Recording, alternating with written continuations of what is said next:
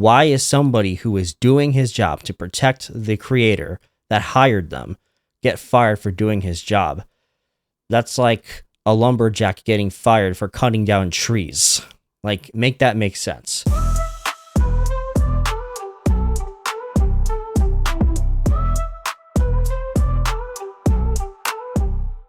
What's up? I'm Yokai Seiya. Welcome to my channel, and today I'm going to be talking about the recent events that happened with Emiru at TwitchCon, where she got assaulted by a fan, and how Twitch responded to it, and how I feel that Twitch was ultimately very negligent and how they responded to the situation. So we're going to dive right into this. So for those of you who don't know, Emiru is a popular Twitch streamer on the platform. She's been on there for many years.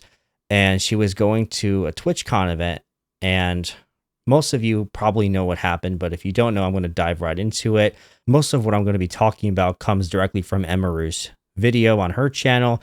It was around 48 minutes long. Definitely check it out if you haven't had a chance to check it out. I'll drop the link in the description, but we're going to dive right into this. So, long story short, Emiru is doing TwitchCon, and this fan grabs Emiru and tries to kiss her. This big dude just charges up to her, grabs her, and tries to kiss her.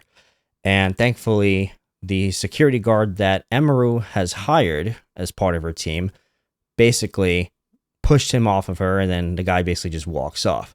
According to Emiru, Twitch security did not do anything. This was all because of the thanks of her own security team. And thankfully, Emiru's security guard pushes him away and comes to the rescue before this guy could have done anything worse. This could have turned out a lot worse. He could have had a knife. We don't know what this guy's intention was going to be. So good thing Emiru had her own security. Good thing Emiru had her own security with her when she was at the event. And she goes into detail later in the video talking about that smaller creators would not have this type of privilege to be able to afford $10,000 worth of security. And the crazy thing is this guy was able to just walk away and leave. And Emiru talks about in her video where a couple years ago, there was a similar stalker event where some creepy fan was harassing Emiru, and the security guard grabbed the dude until police arrived. And the past security guard who protected Emiru against the stalker got permanently banned for that, which is absolutely insane. The security guard held him by the arm until police got there, and for that he got permanently banned, permabanned from TwitchCon. How does a security guard doing his job, how does that get him banned? Make that make sense, Twitch. Make that make sense. Why is somebody who is doing his job to protect the creator that hired them get fired for doing his job?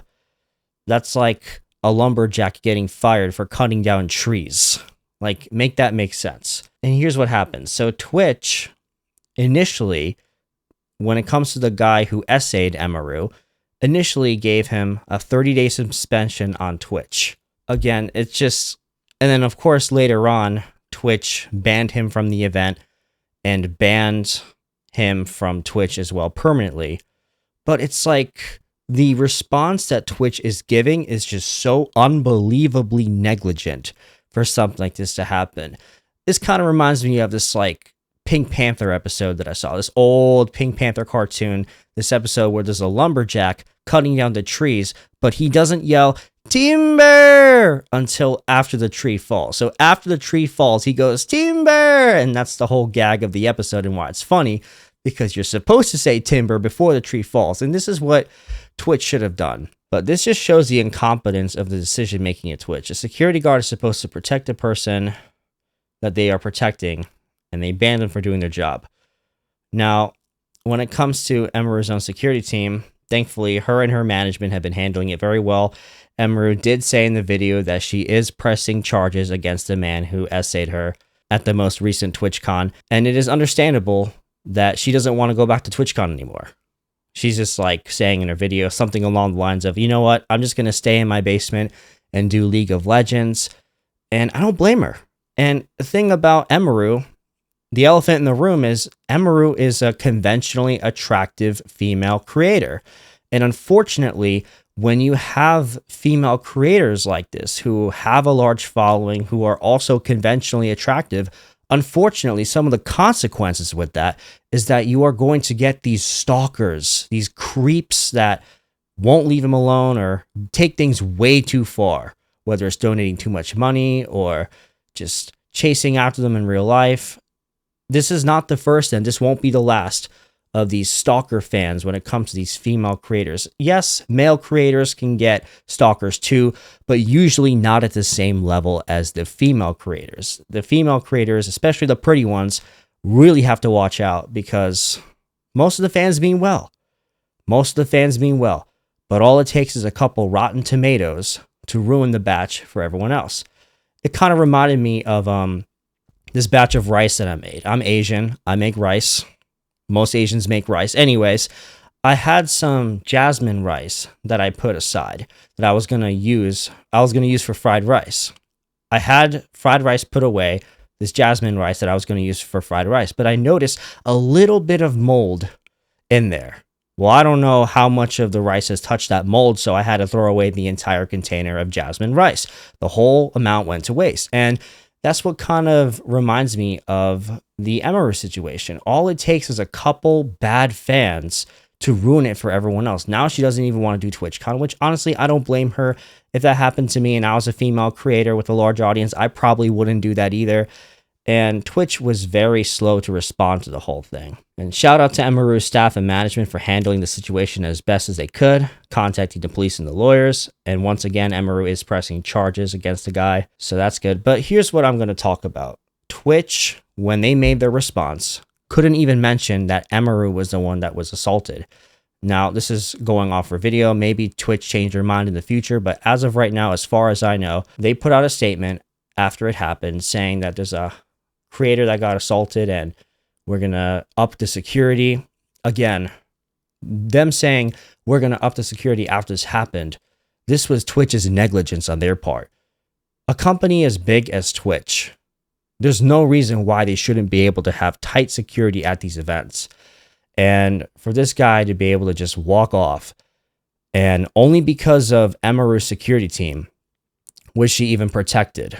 What happens if this happened to a smaller creator? And this is something Emiru kept going back to in her video. Like, what if this happened to a smaller creator? A smaller creator with only 100 followers, 1,000 followers, maybe even 10,000 followers, may not have the same resources. They may not be able to hire $10,000 worth of security. They may not have the management that will be able to make all the hot calls for them. So this is really unfortunate that this happened. And Twitch should have done a much better job in having better security. First of all, let's go back to something real quick. Going back to the security guard that got banned. That should never happen. A security guard should never be fired for doing his job and contacting authorities and holding the guy until authorities came. That guy did his job. That person committed a crime. And you have the audacity to fire the guy for doing his job. As I mentioned before, that is just outrageous and that is inexcusable. Twitch, you need to do better. Now, this kind of worries me, especially for female creators. I might make a separate video on this, diving deeper into this, the dangers of being a female streamer or the dangers of being a female content creator in general.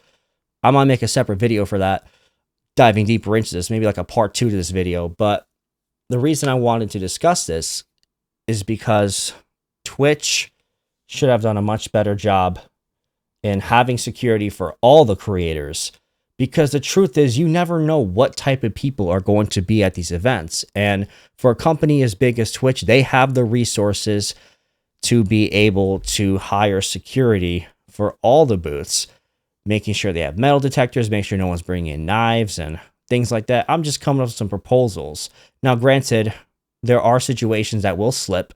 Sometimes you can't control so many different individuals, but you can take preventative measures in making sure that the people that come to these shows are not like predators and creeps. Now, it's hard to stop everybody, but Twitch could have done a much better job. Security at every booth, that's what needs to happen, because if this was not Emiru, this was somebody with maybe 500 followers or something, they probably would have not gotten the support or the attention of Twitch. So yeah, Twitch needs to do a lot better with that. And hopefully they look at this as a learning lesson. Hopefully the executives at Twitch will take this situation into account and try to take better preventative measures going forward so that this doesn't happen again. Hopefully this isn't something that just gets swept under the rug in a month and everyone forgets what happens. Hopefully Twitch remembers this day. And the whole thing is Twitch was negligent to not have good security at the start. Not having good security and then having something like this happen and then saying, now we're going to up the security, is like the lumberjack yelling, timber, after the tree already fell. Twitch, you got to do better. All right, that's it for the video right now. What are your thoughts on this? Do you think Emiru is valid for not wanting to come back to TwitchCon after this? I think so. What do you think? What do you think Twitch should do? What are your proposals? Let me know in the comments down below what Twitch should do to make their events safer in the future. That's all I got for now. I'm Yokai Seiya. Thanks for watching. Until next time.